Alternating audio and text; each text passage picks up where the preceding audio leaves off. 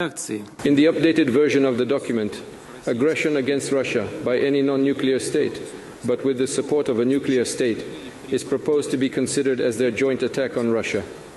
Russia will also consider the possibility of using nuclear weapons when receiving reliable information about a massive launch of means of aerospace attack and their crossing of our state border. This includes strategic and tactical aircraft, as well as cruise missiles and drones, hypersonic and other delivery vehicles. Russia reserves the right to use nuclear weapons in case of aggression, including if the enemy, using conventional weapons, poses a critical threat. It is important to note at this point that these are at this time proposals to amend Russia's nuclear weapons use doctrine. We heard from Vladimir Putin multiple scenarios in which the rules and regulations governing how Russia can use its nuclear weapons will change. The first scenario is if a non-nuclear power attacks Russia with conventional arms but poses a grave or critical threat to Russia's sovereignty, the Russian leadership will be able to use nuclear weapons to neutralize that threat.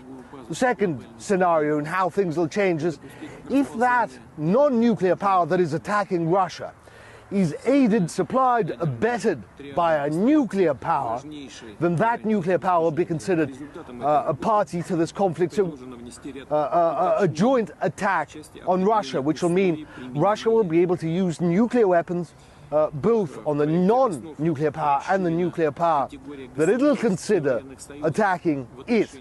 Also, Russia will be able to use, preemptively perhaps use, nuclear weapons if there is verified information, proof that there is an ongoing attack on Russia using aerospace assets, or, for example, a mass launch of drones.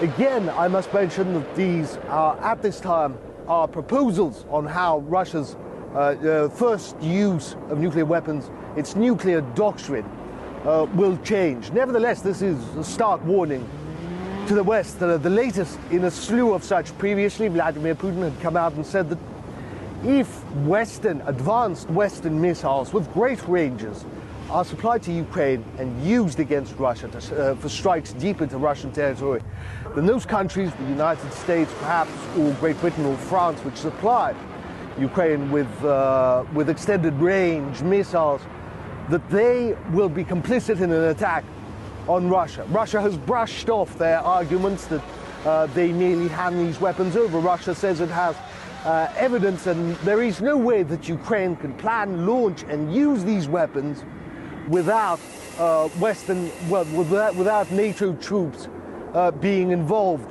without NATO technical staff being involved, without NATO intelligence and NATO satellites being involved. But this comes at a dangerous time, at a time when many Western leaders are saying, ignore Putin and Russia's warnings, supply Ukraine with these missiles, and undoubtedly, even though they won't change anything, undoubtedly, Ukraine, they believe, will be able to resist Russia further. An argument that both military experts and the Russian government have said is in itself senseless.